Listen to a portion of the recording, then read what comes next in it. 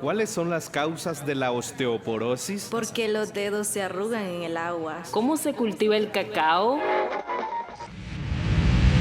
Presentamos Oigamos la Respuesta, el podcast de preguntas y respuestas del Instituto Centroamericano de Extensión de la Cultura, ICQ.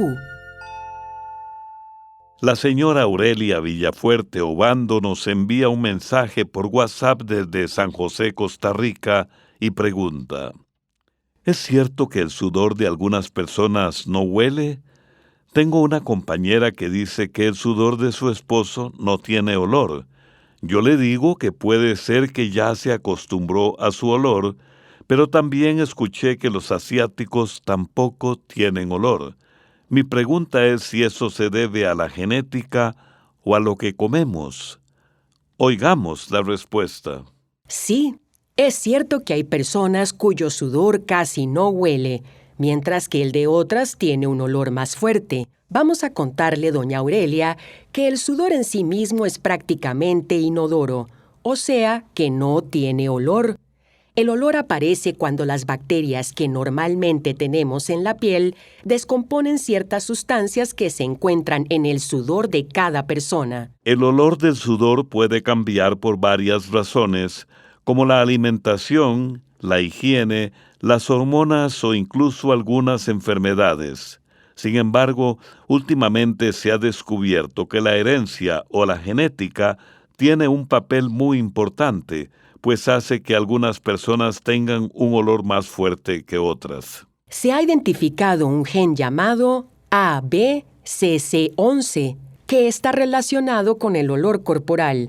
Los genes los recibimos de nuestros padres y transmiten las características físicas que va a tener nuestro cuerpo, pues este gen es el que interviene en la cantidad de sudor y en el olor que tendrá la persona. Y se ha descubierto que algunas poblaciones de Asia tienen una variante de este gen que hace que el olor corporal de estas personas sea mínimo porque las bacterias no lo descomponen. Por otra parte, vamos a decirle que usted también puede tener razón al pensar que su amiga podría haberse acostumbrado al olor de su esposo, ya que esto sucede con mucha frecuencia.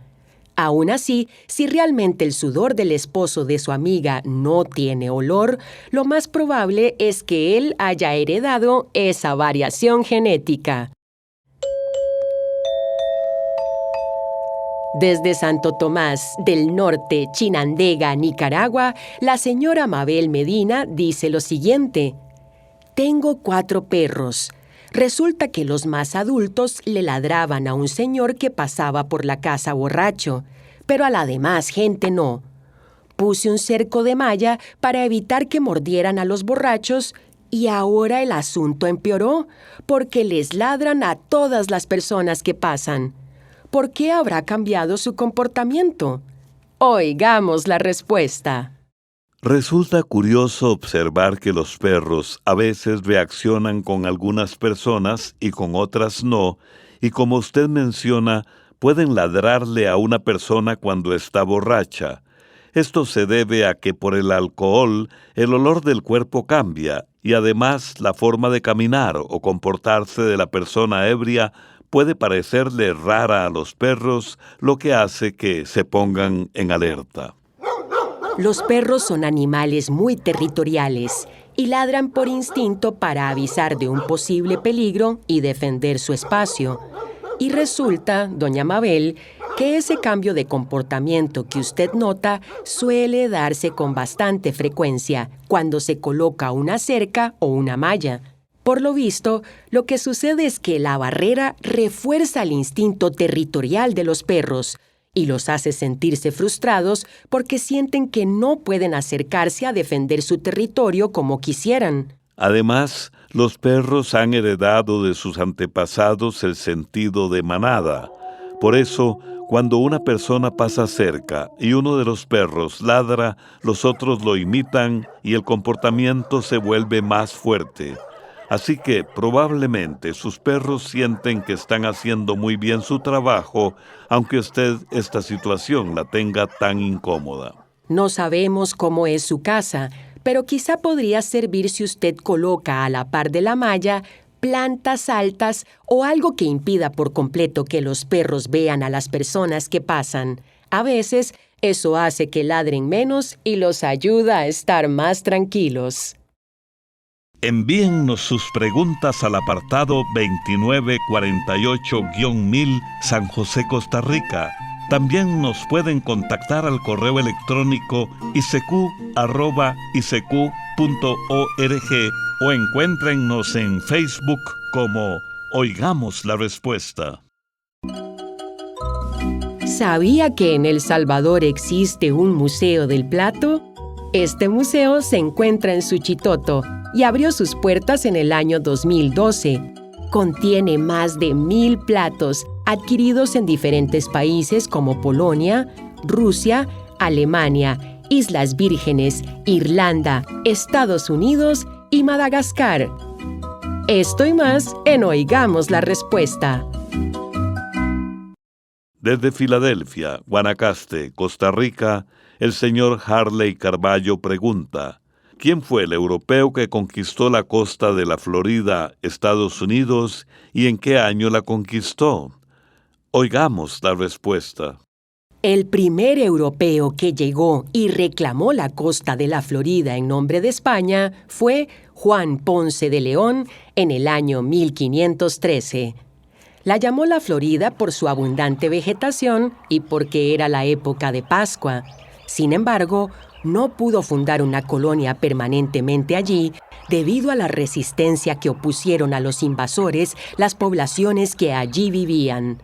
De hecho, fue herido con una flecha envenenada y murió poco después cuando regresó a Cuba. Pero ese primer intento y los conocimientos que lograron de la geografía de la zona permitió que unos 50 años después otros exploradores al mando de Pedro Menéndez de Avilés pudieran llegar a esas tierras. Menéndez recibió una misión clara del rey: asegurar la Florida para España, pues por esas fechas había otros países europeos que pretendían apoderarse de esas tierras americanas. Por eso Menéndez debía expulsar a los franceses que habían levantado un fuerte cerca de la actual ciudad de Jacksonville. Aprovechando que un huracán destruyó parte de la flota francesa, Menéndez avanzó por tierra y atacó con sus soldados a los franceses. Tomó el fuerte y eliminó la amenaza de que el territorio fuera colonizado por franceses. Esto ocurrió en 1565. Así fue como San Agustín se convirtió en el centro del dominio español en Florida y permaneció bajo control español hasta 1763. Como un dato curioso, vamos a contarle que San Agustín es la ciudad más antigua de Estados Unidos que ha sido habitada de forma continua hasta la actualidad. Desde Sarapiquí, Heredia, Costa Rica, la señora Damaris Ramírez Porras dice lo siguiente: gracias por la enseñanza tan adecuada que nos dan a nosotros, los que ocupamos seguir aprendiendo. Mi pregunta es, ¿a qué viene tanto desorden con el clima? Por ejemplo, acá en Río Frío, Sarapiquí, a veces está un sol súper caliente y de pronto se viene un gran aguacero. Y cuando reviso los cultivos días después, todo lo sembrado se muere. Yo siembro frijoles porque me gusta cultivar vainica. Oigamos la respuesta. Vamos a decirle, doña Damaris, que gracias a preguntas como la suya, todas y todos podemos seguir aprendiendo juntos. Así que, ojalá nos siga escribiendo. Lo que usted describe en su pregunta está sucediendo en muchos lugares del planeta. Ese clima tan cambiante, un sol que quema seguido de aguaceros fuertes, a veces sequía y otras veces inundaciones, tiene que ver en gran parte con el cambio climático. El cambio climático que vivimos actualmente se debe principalmente a las actividades humanas, al uso de gasolina, diésel, carbón y también a la deforestación. Todo eso produce gases que se acumulan en la atmósfera o capa de aire que rodea a la Tierra. Esta capa actúa como una cobija que deja entrar los rayos del sol, pero no deja salir su reflejo ni su calor, y eso hace que nuestro planeta retenga más calor. Por eso ahora las temperaturas son más altas, caen lluvias más intensas y se dan cambios repentinos como los que usted nota en su finca. Esto afecta mucho a quienes trabajan la tierra. En el caso del frijol, el sol fuerte reseca y debilita las plantas. Luego, cuando cae el aguacero y el exceso de agua, daña las raíces. Por eso, días después, las plantas se mueren, tal como usted lo ha observado. Pero hay maneras sencillas de reducir estos daños. Una manera es poner mulch, es decir, una capa de hojas secas, paja o cascarilla de arroz sobre la tierra. Esto protege el suelo del sol y evita que la lluvia lo lave. Otra es sembrar en lomos o camellones elevados, para que cuando llueva mucho, el agua no se quede estancada y pudra las raíces. También ayudan los canalitos o zanjas pequeñas para mejorar el drenaje desviando el agua. Y es muy importante usar semillas resistentes. La variedad Nambí, por ejemplo, funciona muy bien en zonas frijoleras como Sarapiquí.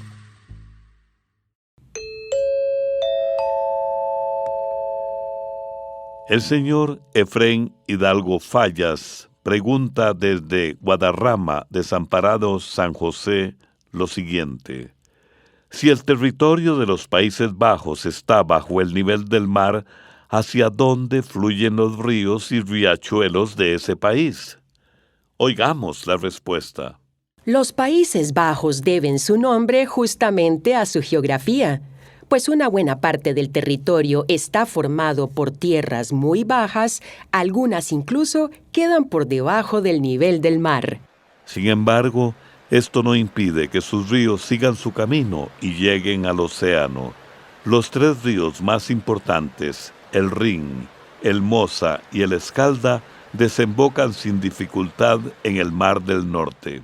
La razón es que todos ellos nacen en zonas montañosas de Europa, como Suiza, Alemania y Francia. Para cuando llegan a los Países Bajos, siguen con suficiente pendiente como para continuar su recorrido hasta el mar. Poco antes de llegar, se dividen en brazos y canales formando un gran delta. Sin embargo, la situación cambia en las zonas más bajas del país, donde el terreno se encuentra realmente por debajo del nivel del agua. En estos sitios el agua de lluvia y de pequeños arroyos no puede salir porque el mar y los ríos están más altos que la propia tierra. Entonces, ¿qué hacen los neerlandeses? Usan una técnica que han perfeccionado durante siglos: bombear el agua hacia canales más elevados. Antes se hacía con los famosos molinos de viento, hoy se logra con estaciones de bombeo muy modernas. Una vez que el agua está en esos canales altos, ya puede fluir por sí sola hacia los ríos y de ahí al mar. Así que, resumiendo, don Efrén, los ríos grandes fluyen naturalmente hacia el Mar del Norte. Y si el agua de las zonas más bajas necesita ayuda, se bombea hasta canales desde los cuales sí puede continuar su camino. Todo esto funciona gracias al ingenio de los neerlandeses, que han hecho diques y usado bombas y canales para que su país siga funcionando sin inundarse. ¿Sabía que nuestro planeta es el único dentro del sistema solar que posee océanos? Los mares y océanos de la Tierra cubren el 70% de su superficie. Esto y más en Oigamos la Respuesta. También pueden contactarnos a través de un mensaje de WhatsApp al teléfono código de área 506, número 84 85 54 53, o háganos sus preguntas al teléfono código de área 506, número 22 25 52 38, o al número 22 25 53 38.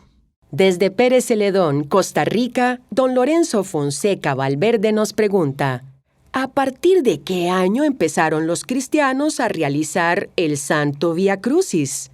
Oigamos la respuesta. El Vía Crucis o el Camino de la Cruz es una oración que los católicos del mundo entero rezan especialmente el Viernes Santo, día en que se conmemora la muerte de Jesús de Nazaret. Actualmente el Vía Crucis consta de 14 estaciones que invitan a meditar en lo que vivió y sufrió Jesucristo cargando la cruz desde el lugar donde fue condenado hasta el Gólgota, donde fue crucificado. Durante los primeros siglos del cristianismo, muy pocas personas sabían leer.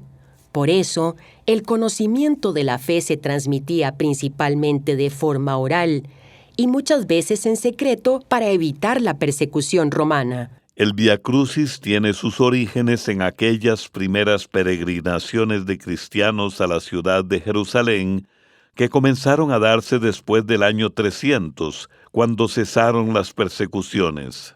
Los peregrinos que visitaban Tierra Santa recorrían con devoción los lugares donde, según la tradición, Jesús cargó la cruz hasta llegar al Calvario. Aquella sencilla costumbre de caminar y recordar este camino se convirtió, con el tiempo, en una tradición. Transcurrieron los siglos, y después de que a los franciscanos les fuera concedida la protección de Tierra Santa en 1342, ellos empezaron a acompañar a los peregrinos por las calles de Jerusalén, deteniéndose en ciertos lugares para recordar momentos importantes de la Pasión. Era una manera sencilla de orar caminando. Pero no toda la gente podía viajar hasta Tierra Santa. Entonces, en diferentes regiones, las comunidades comenzaron a representar estos momentos de la Pasión con pinturas, esculturas y pequeñas capillas, y así nació lo que hoy conocemos como el Vía Crucis. Lo que empezó como una escuela viva para enseñar la historia de Jesús de una manera sencilla a un pueblo humilde que en su mayoría no sabía leer, con el paso del tiempo se volvió tan popular que, siglos después, el Papa Clemente XII fijó oficialmente las 14 estaciones que se rezan actualmente en todo el mundo. Esto fue Oigamos la Respuesta, el podcast de preguntas y respuestas del Instituto Centroamericano de Extensión de la Cultura, ICQ.